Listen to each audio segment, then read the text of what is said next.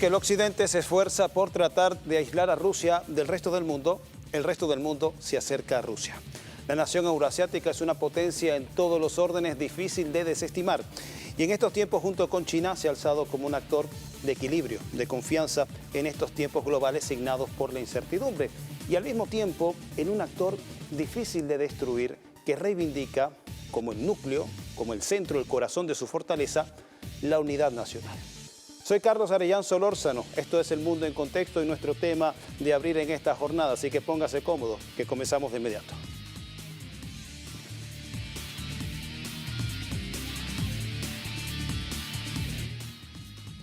Y le contamos que Rusia e Irán, amigos en las buenas y en las malas, o al menos así ha quedado entendido del encuentro que sostuvo el canciller iraní Abbas Araghchi durante su visita este lunes a San Petersburgo, en donde se reunió con el presidente Vladimir Putin. El mandatario ruso expresó su admiración por el pueblo iraní, destacando la determinación que ha mostrado para preservar su soberanía en los tiempos desafiantes planteados en el conflicto con los Estados Unidos e Israel. Asimismo, el mandatario ruso dijo que, de su parte, harán todo lo posible para servir a los intereses de Irán como de todos los países de la región para garantizar que la paz se alcance cuanto antes. Vemos con qué valentía y heroísmo el pueblo de Irán lucha por su independencia y soberanía. Por supuesto, esperamos que confiando en esta valentía y deseo de independencia, el pueblo iraní, bajo el liderazgo del nuevo líder, supere este difícil periodo de desafíos y que la paz prevalezca. Por su parte, el ministro de Exteriores de Irán, Abbas Araghchi, agradeció las palabras del presidente Putin en solidaridad con su país, destacando que Irán tiene amigos que lo apoyarán en tiempos difíciles. Asimismo, Araghchi remarcó que la relación entre ambas naciones configura una interacción estratégica de alto nivel. Durante esta visita se me ha pedido que confirme que, para nosotros, las relaciones iraní-rusas representan una asociación estratégica del más alto nivel y continuaremos por este camino.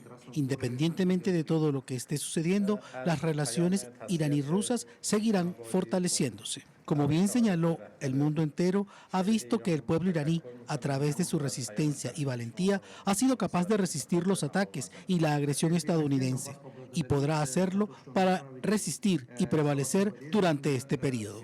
También se ha demostrado a todos que Irán cuenta con amigos y aliados como la Federación Rusa, quienes lo apoyarán en tiempos difíciles. La parada del canciller iraní en Rusia es la tercera que hace durante una gira internacional que comenzó en Pakistán y luego en Omán. El ministro de Exteriores Farsi Abbas Araghchi comentó que el propósito de este periplo de trabajo es coordinar estrechamente con los socios de Teherán asuntos bilaterales y consultas sobre los acontecimientos regionales. Un detalle significativo de este viaje es que el canciller lo hace a bordo de un avión oficial con el nombre Minat 168. En homenaje a las 168 niñas asesinadas en una escuela de la localidad de Minat, suceso ocurrido durante el primer día de la agresión a la República Islámica.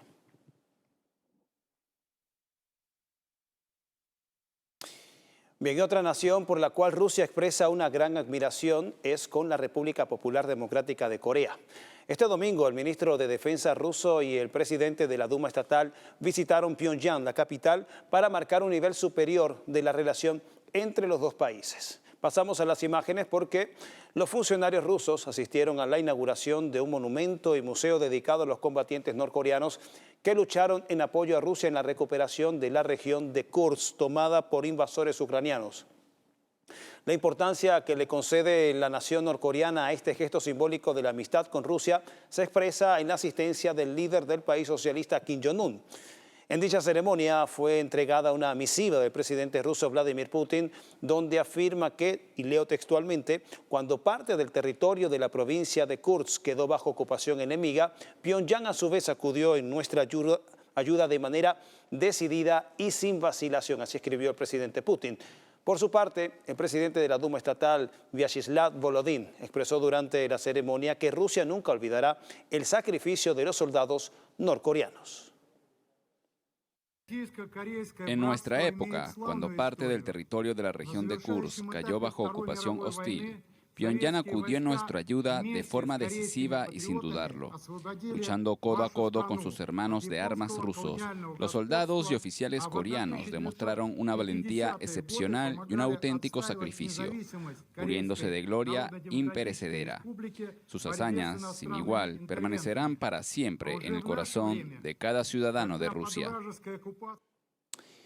Y aquí más imágenes de lo que fue esta ceremonia que marca un nuevo hito en la relación de Rusia y la República Popular Democrática de Corea. Veteranos de los combates de Kursk asistieron a la actividad que pone de relieve la interacción estratégica de Moscú y Pyongyang, que también se expresa en la asistencia recíproca en materia de seguridad. La inauguración de este monumento y museo incluye una exhibición de armamento capturado a los invasores ucranianos en Kursk y la jornada fue coronada con una gala musical y un espectáculo aéreo nocturno. Y antes de estos actos, el ministro de la Defensa ruso se reunió con el líder norcoreano Kim Jong-un en su despacho, ocasión en la que Andrei Belousov agradeció la cálida bienvenida dispensada a su delegación a Pyongyang. Luego, el ministro de Defensa ruso participó en una ceremonia de imposición de la Orden al Valor a los combatientes norcoreanos que participaron en la recuperación de la provincia rusa de Kursk. Escuchemos a continuación lo que fue parte de su discurso en el contexto de esta condecoración. Hoy es un día verdaderamente especial en la historia de la hermandad militar ruso-coreana. Por invitación del jefe del Estado de la República Popular Democrática de Corea, el camarada Kim Jong-un, y por instrucciones del presidente de la Federación Rusa, Vladimir Putin, nos hemos reunido en este salón para rendir nuestro más profundo respeto a quienes han demostrado con sus acciones su devoción inquebrantable a la patria, al deber militar y a su juramento. Honramos a los verdaderos héroes de nuestro tiempo, que representan la élite de las Fuerzas Armadas coreanas, su orgullo y un pilar fundamental. Expreso mi profundo agradecimiento en nombre de todo el pueblo. Expreso mi profundo agradecimiento en nombre de todo el pueblo ruso y en el mío propio por la ayuda prestada. Les contamos que uno de los pocos espacios en los que Rusia y Ucrania se entienden en las mesas de negociaciones es en el intercambio de prisioneros. En el más reciente canje, ambos países devolvieron a casa 193 combatientes.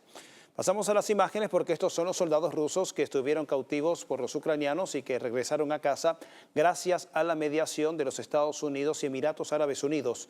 Los efectivos llegaron primero a Bielorrusia, en donde tuvieron los primeros chequeos para verificar su estado de salud. Entre los testimonios de los soldados rusos que vuelven al país, agradecen al presidente Vladimir Putin por no haberse olvidado de ellos y destacan que estuvieron retenidos entre un año y 2.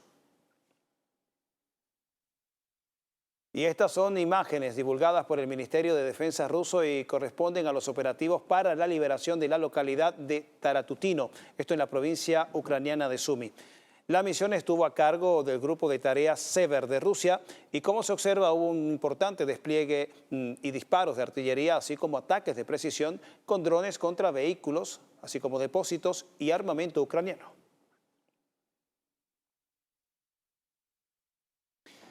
Y los operadores de drones del Centro de Tecnologías Avanzadas No Tripuladas Rubicon de Rusia mostraron su efectividad en la detección y neutralización de combatientes ucranianos. Esta es una compilación de varias misiones en donde los drones rusos abatieron a soldados ucranianos, quienes en cada uno de los casos fueron incapaces de evitar los mortíferos ataques. Y una de las capacidades rusas en el frente militar contra Ucrania son los lanzamisiles múltiples, que causan una importante devastación entre las líneas ucranianas en el campo de batalla. Estas imágenes del personal que opera estos equipos corresponde al que actúa en el frente de batalla, esto en la provincia de Zaporilla, una de las regiones reunificadas a Rusia por voluntad de la mayoría de sus habitantes, esto en referéndum realizado en septiembre de 2022. Y agentes del Servicio Federal de Seguridad de Rusia frustraron un complot ucraniano para volar una instalación petrolera en la región rusa de Komi. Los sospechosos eran 2 ciudadanos rusos reclutados por el régimen de Kiev, los cuales fueron abatidos durante el operativo para dar con su captura. De acuerdo a los investigadores, los sospechosos planeaban el ataque contra la infraestructura energética con drones cargados con explosivos, los cuales estaban almacenados en un depósito destinado para la operación de sabotaje.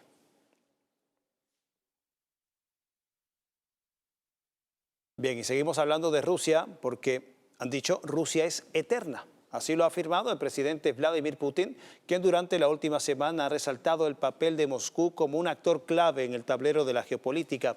Un país que contra todo pronóstico ha demostrado ser una importante potencia gracias a la unidad de su pueblo. La historia reciente de la humanidad está marcada por una cultura milenaria que desde el 2022 le ha demostrado al mundo de qué está hecho. Y la confrontación económica de potencias europeas y norteamericanas contra Moscú sufre un nuevo golpe simbólico después del más reciente informe del Fondo Monetario Internacional que ubica a Rusia como cuarta potencia económica mundial. Pero esto es solo un ejemplo del papel que está tomando Rusia en el plano geopolítico y que el presidente Vladimir Putin no ha dudado en destacar. Las barreras excesivas obstaculizan el desarrollo. Todo esto son fenómenos temporales y pasajeros, pero Rusia es eterna y nuestra legislación debe ser flexible, dinámica, progresista y encarada hacia el futuro. Esa expresión de Rusia es eterna que asoma el presidente Putin no se trata de una frase retórica. De acuerdo al mandatario, la verdadera fuerza del país no reside solo en su arsenal militar, sino en la unidad de su pueblo y la solidez de sus valores tradicionales, destacando que este elemento es lo que ha impedido que la sociedad rusa se divida a pesar de los intentos de sus enemigos extranjeros. Si alguien pensaba que la democracia multipartidista, con su diversidad de posiciones, enfoques y competencia, era nuestro punto débil, donde se podía dividir y desestabilizar a la sociedad, sin duda se equivocaba, porque no conoce ni comprende a Rusia, ni comprende a nuestro pueblo. Para nosotros, el amor por la patria y el deseo de defenderla están por encima de todo. Y este amor por la patria que destaca el presidente ruso se ve en el desarrollo de la operación especial militar en Ucrania. A pesar de ser el país más sancionado en el mundo, con más de 30.000 medidas coercitivas, Moscú ha logrado mantener sus posiciones en el frente de guerra, además de reducir el impacto en su economía. Sabemos cómo terminará, pero no haremos declaraciones públicas al respecto. En cambio, seguiremos implementando los objetivos que nos hemos marcado, cumpliendo con las tareas que tenemos por delante. Estoy seguro de que se lograrán. Pero la verdad, Rusia no solo está resistiendo a una guerra en todos los frentes contra Occidente, sino que avanza. Una Rusia eterna no es solo un proyecto de futuro retórico, sino que refleja la autodeterminación y gloria del país heredada de sus antepasados.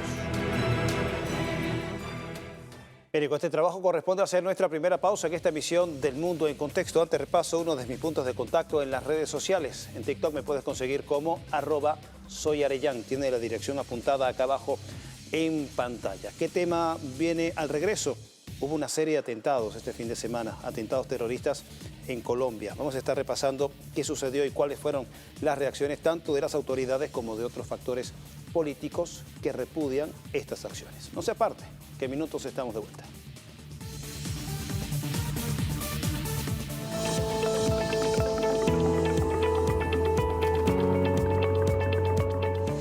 Aquí estamos de vuelta con más del Mundo en Contexto, por acá por la señal de Venezolana de Televisión.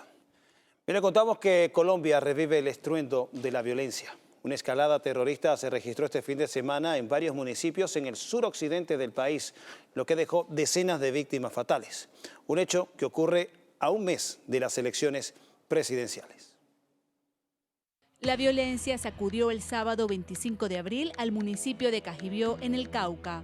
Un atentado con explosivos contra un autobús de servicio público y vehículos particulares en plena vía panamericana dejó al menos 20 fallecidos y más de 17 heridos.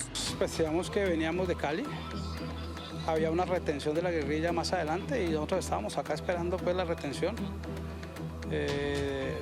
Afortunadamente yo me había bajado en ese momento del carro, iba caminando y cuando la explosión me tira más o menos 20 metros al otro lado. Afortunadamente no me pues no me cayó nada encima. Muy triste la situación, lo que se está viviendo acá en el Cauca, y es muy lamentable cómo sucedieron los hechos, porque fueron personas muy inocentes, habían niños, familias que salieron de sus trabajos y vinieron a llevar sus mercados, y algo muy duro, muy lamentable. En el puente Río Claro, zona rural de Jamundí, terroristas atravesaron un camión que transportaba aves vivas y lo incendiaron, mientras que en el Valle del Cauca se registraron atentados contra el batallón Agustín Codazzi en Palmira y en las inmediaciones del cantón militar Pichincha en la ciudad de Cali, hecho que dejó al menos 3 víctimas fatales. Cuando yo sentí la explosión, entonces yo quedé como aturdida, no sé cómo se dice, que como la cabeza así, el pito en los oídos. Cuando por allá me decían que me corriera, entonces yo no, cuando yo fui a acelerar la moto me fui contra el cordón otra vez. Entonces el muchacho vino y me ayudó cuando volvió otra explosión. Y yo quedé ahí. Por esta serie de sucesos terroristas, la seguridad en el departamento ha sido reforzada con el envío de batallones y unidades de las fuerzas especiales en ofensiva contra las disidencias de las FARC, bajo el mando de Iván Mordisco, señalados como responsables de esta masacre.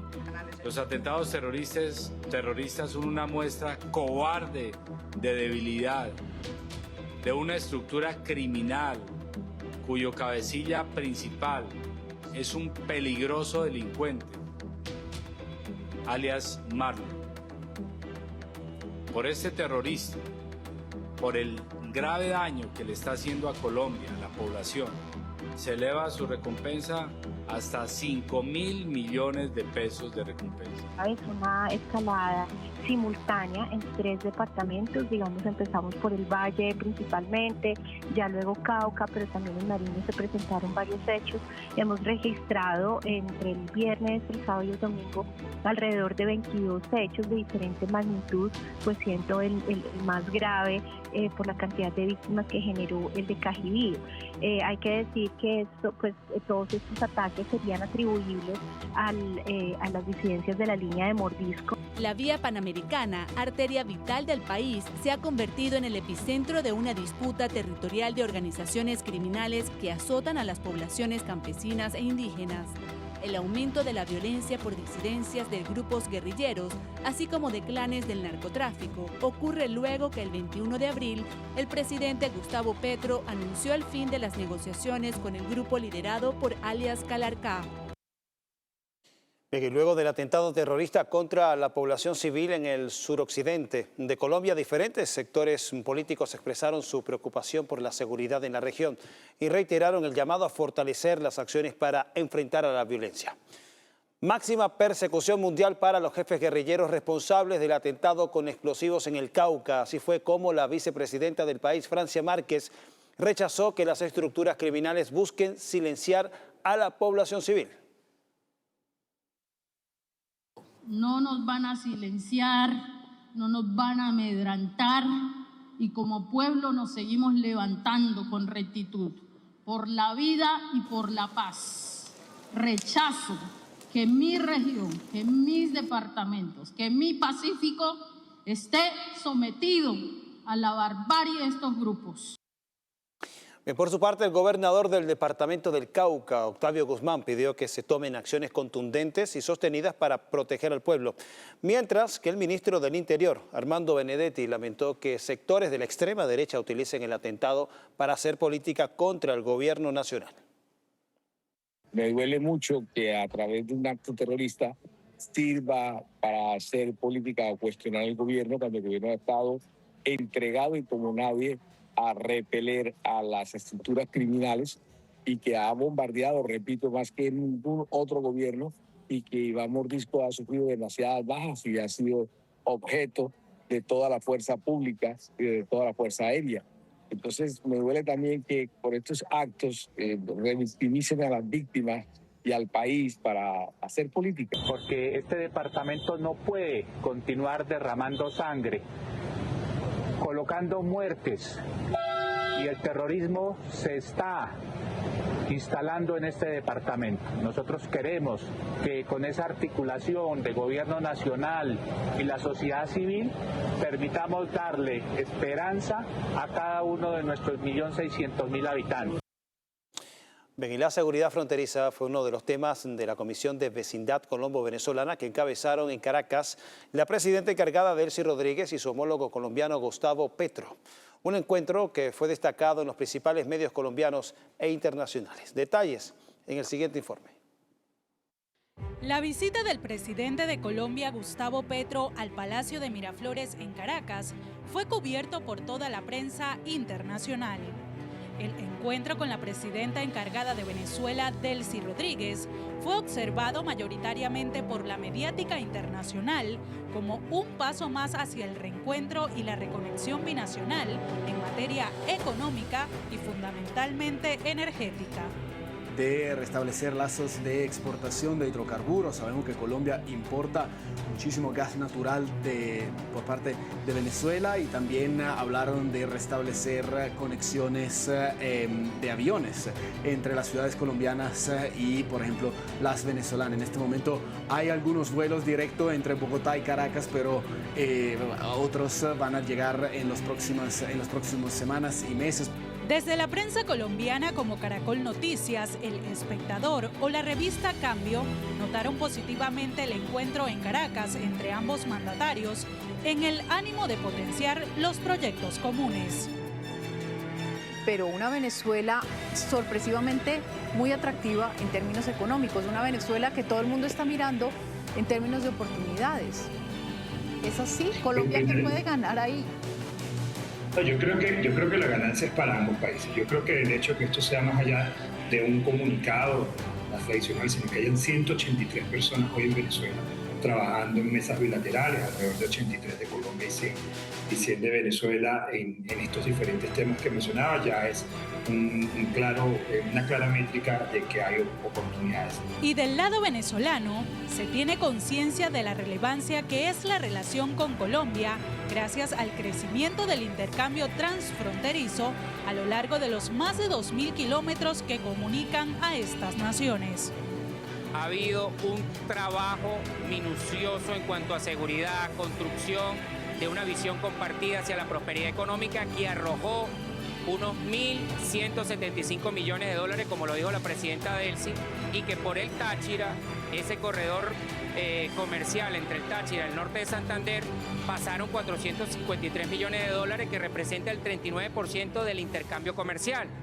Sin duda, uno de los puntos claves estudiados y ratificados por la Comisión de Vecindad Colombo-Venezolano es el abordaje serio al combate de las bandas criminales que operan en la frontera, por lo que ambas naciones acordaron el restablecimiento de los mecanismos para compartir información y desarrollo de inteligencia binacional. Es momento de hacer otra pausa en esta emisión del Mundo en Contexto. Repaso otros de mis puntos de contacto en las redes sociales. En esta oportunidad en Instagram me puedes conseguir como @soycarlosarellán. La dirección acá abajo en pantalla. ¿Con qué tema venimos al regreso? Bueno, uno de ellos, y es que un nuevo caso de corrupción estremece al espacio libertario, esto en la Argentina.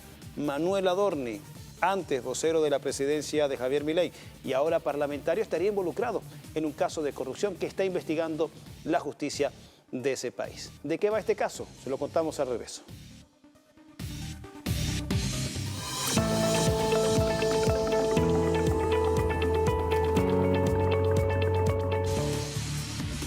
En esta parte hablamos del contexto argentino. Hay un caso de corrupción que está estremeciendo el espacio libertario de ese país.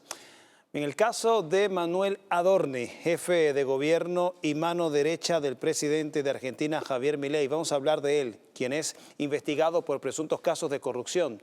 La justicia argentina ejerce allanamientos y acciones de levantamiento del secreto fiscal y bancario del legislador y su esposa Bettina Angeletti, lo que ha supuesto un terremoto político para el bloque libertario, esto en plena agenda de reformas nacionales. Detalles en el siguiente informe. El gobierno de Javier Milei sigue acumulando escándalos de corrupción. Esta vez, Manuel Adorni, jefe de gobierno y vocero del presidente libertario, fue denunciado por una serie de viajes de carácter familiar y en avión privado a Estados Unidos, Aruba y Uruguay. Según la prensa local, la justicia confirmó que el funcionario pagó en efectivo $8.874 por una estadía con su familia en 2 hoteles de Aruba. Información que surgió en el marco de las sospechas sobre el origen de los fondos que utilizó para la compra y remodelación de propiedades privadas. Es que justamente está partiendo una base falsa. No le prestaron $200.000. Y entonces no le prestaron plata. Fue una compraventa con una hipoteca por saldo de precio. Nada más. No hubo préstamo. No hubo préstamo, lo estoy diciendo. No hubo préstamo.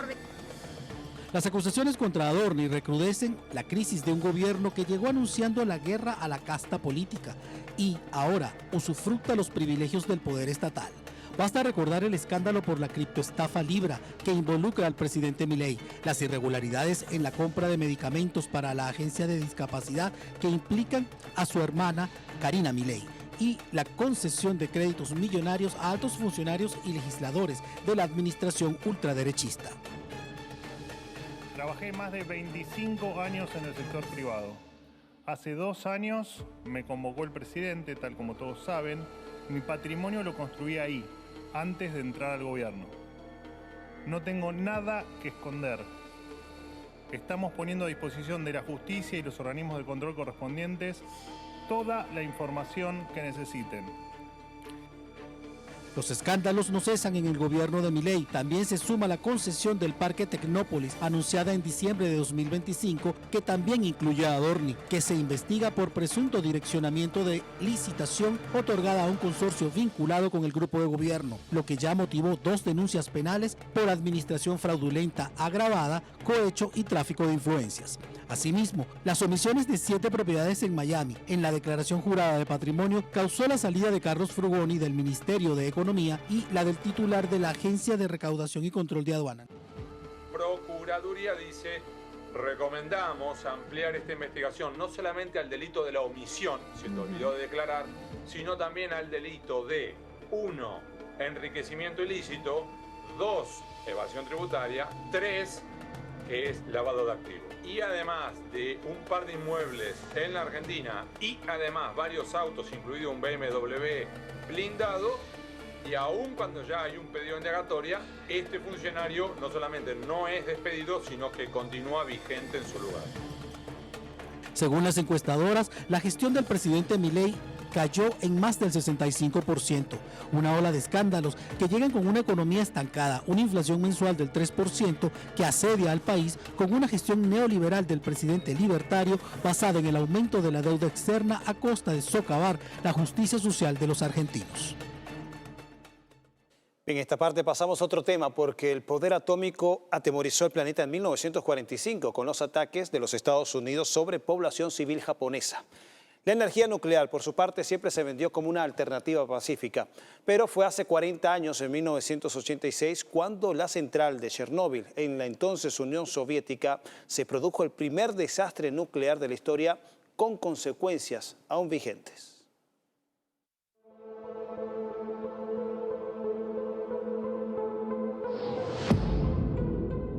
Así quedó el reactor número 4 de la central nuclear de Chernóbil la mañana del 26 de abril de 1986. Una explosión de grandes dimensiones colapsó el sarcófago donde se encontraba el reactor, exponiendo el uranio incandescente que emite altos niveles de radioactividad.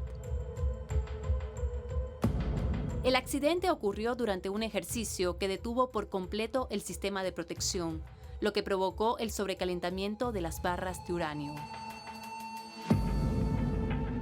Un día después, fueron evacuados los 48.000 habitantes de la ciudad de Pripyat, cercana a la central.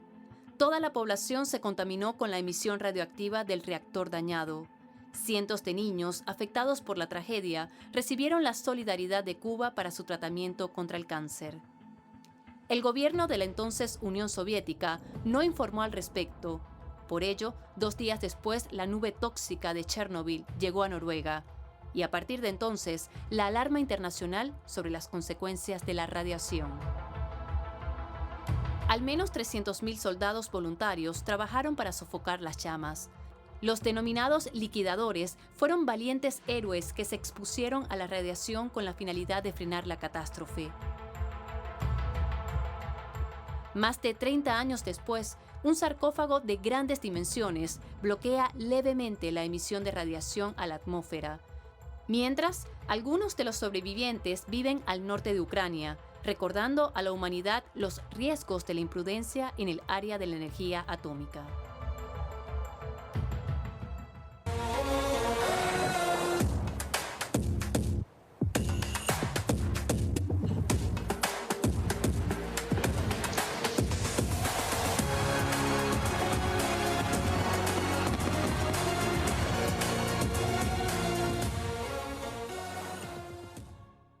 Y cuando faltan pocas semanas para el Mundial de Canadá, Estados Unidos y México 2026, nosotros en El Mundo en Contexto repasamos a figuras, a leyendas, historia de los mundiales.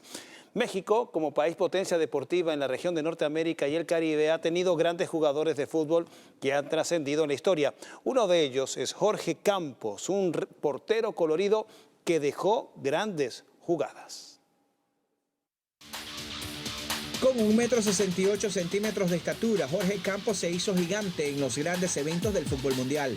El portero de la selección mexicana debutó en 1992 y desde entonces se convirtió en referencia deportiva de Latinoamérica. Campitos no solo atrajo las miradas gracias a su llamativa vestimenta, también lo hizo con grandes atajadas y destreza defensiva. Disputó 2 mundiales como titular. En Estados Unidos 1994 y en Francia 1998. Para Corea-Japón 2002 fue suplente. En su palmarés cuenta con 2 Copas de Oro de la CONCACAF y la Copa Confederaciones de la FIFA 1999. Con la selección mexicana disputó 130 partidos y aunque la posición de portero es netamente defensiva, Jorge Campos logró anotar 46 goles a lo largo de su carrera entre el equipo nacional y la selección. En el 2004, Campitos se retiró de las canchas y en 2011 fue exaltado al Salón de la Fama del fútbol mexicano.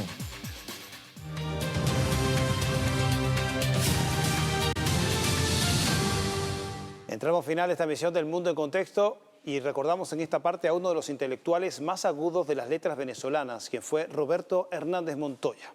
Con su sabio humor pudo comunicar la idea de la transformación de la sociedad nueva. En el Mundo en Contexto le rendimos tributo al cumplirse 79 años de su natalicio. Desde el 2003, como ustedes pueden ver, fue una referencia del humor y la sátira política en la radio y televisión de Venezuela. Advertencia, se ha determinado que la Carta de Jamaica es un invento del régimen para suspender las elecciones de diciembre. En esos libretos, Roberto Hernández Montoya supo plasmar la ironía y picardía venezolana para abrir la conciencia sobre los retos de la revolución bolivariana. Nació en Valencia en 1947. Siempre fue un inquieto de la palabra, de las sonrisas. Egresó de la Universidad Central de Venezuela en 1975 como licenciado en Letras. Fue ahí donde levantó las banderas estudiantiles, así como profesor de periodismo cultural. A partir de 2001, Roberto Hernández Montoya estuvo 22 años frente al Centro de Estudios Latinoamericano Rómulo Gallegos, CELARC, donde incentivó el desarrollo de la intelectualidad popular. El nivel de compromiso de la gente en esos barrios es muy alto y el nivel también de la calidad de reflexión es muy alta, las dos cosas. Y yo creo que eso es verdad. Yo creo que los intelectuales, los que nos las echamos de intelectual, por lo menos yo que me las echo de intelectual, nos están pisando los talones. Y tenemos que ver cómo hacemos para ponernos en ese nivel. Fundó y presidió la Asociación Venezolana de Editores, así como era un frecuente tuitero en las redes sociales, siendo pionero del Internet en Venezuela. Un defensor irrestricto de la soberanía del país. Nuestra osadía actual es, pues, comparable a la de 1811, cuando también desafiamos el mayor poder imperial conocido hasta entonces. Estamos pues acostumbrados a desafiar y a derrotar imperios. El 14 de agosto de 2023 partió a la eternidad en la ciudad de Caracas, dejando un extraordinario legado de humor y tinta. Hay que destacar que Roberto Hernández Montoya, quien tuve también la oportunidad de coincidir en vida, se reconocía como uno de los espectadores todas las noches del Mundo en Contexto, y desde acá este trabajo en tributo a Roberto Hernández Montoya. Bien, otro tema, en otro espacio, en este caso en el de la música, la leyenda y pionero del rock en nuestro país, Trino Mora, siempre destacó por su psicodelia y letras con contenido social. A 83 años de su natalicio, recordemos a continuación a quien siempre será conocido como el último rebelde del rock and roll.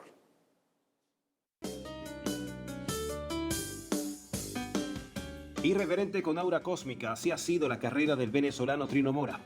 Bajo la influencia del rey del rock Elvis Presley, el nacido un 27 de abril de 1943 en la parroquia San Juan de Caracas, demostró su gran talento pese al rechazo de la crítica especializada. Eso es Elvis, lo llevo aquí en mi voz como acorde vivo, está vivo. Él viene en esta canción y él está contigo y conmigo. No hay duda que es el rey, con toda la ley, en el mundo entero como en USA. Él me ha hecho cantar intenso y también crear y crear.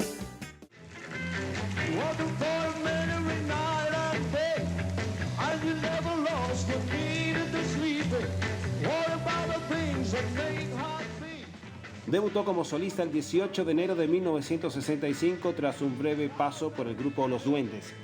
Fue en el programa El Club del Clan de cadena venezolana de televisión conducido por Rosario Prieto, José Hernández y Richard Hare.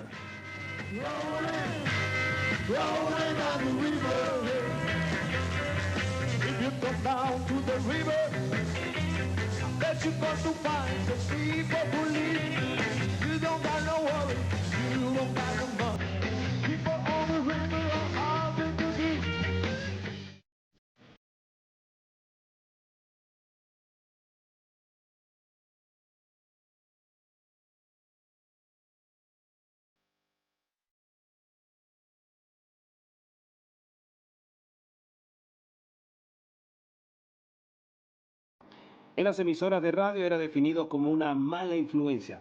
Por ello, Trino Mora destacó en festivales como La Voz Juvenil de Venezuela en 1969, Festival de Chiclayo en 1970 en Perú, quinta edición de La Voz de Oro de Venezuela en 1973 y en el tercer Festival de Puerto Rico en 1975.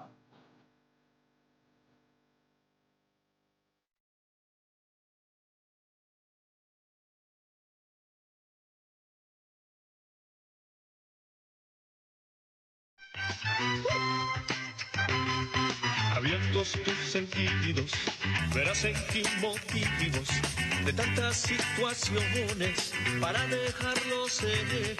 Y las motivaciones te darán razones. Ya. Trino Mora lideró las llamadas experiencias psicotomiméticas, realizadas en el Nuevo Circo de Caracas entre 1968 y 1969.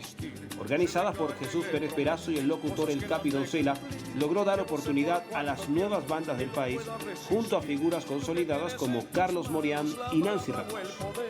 Como diablos no has de ver lo que tú tienes que hacer. Solamente el oro negro no sirve para comer y así poder mantener a quien no cumple su deber. Hay algo que en la vida es normal. Aunque su vida ha tenido altibajos por los excesos, Trino Mora mantuvo su vigencia como majestad del rock venezolano. Incluso destacó en otros géneros como la balada, el jazz, la gaita o el neofolclore. En 5 décadas publicó más de 20 producciones discográficas.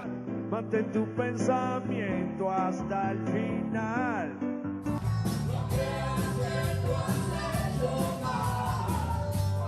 Gracias a sus aportes a la música venezolana fue distinguido en 2022 con el Premio Nacional de Cultura Aquiles Nazoa, otorgado por la República Bolivariana de Venezuela.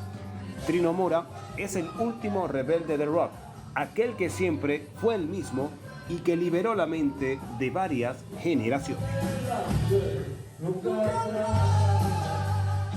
Bien, y con tributo a Trino Mora, llegamos al final de esta visión del mundo en contexto, agradeciendo como siempre el privilegio de su amable sintonía, el mejor premio que nos podemos ganar todas las noches. Y como todas las noches cerramos con música, en esta oportunidad con Marujita Díaz, actriz y coplera española, a quien recordamos con motivo de cumplirse los 94 años de su natalicio. Disfruten de este material, así como también de la señal de Venezolana de Televisión, el canal de Venezuela Toda.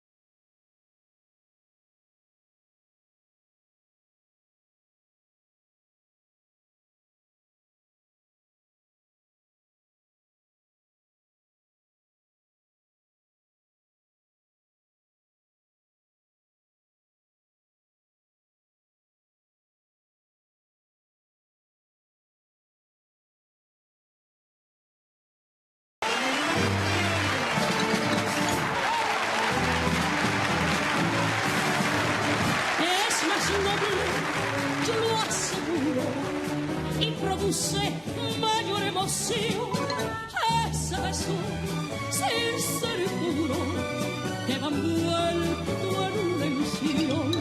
La española cuando besa es que besa de verdad y a ninguna le interesa besar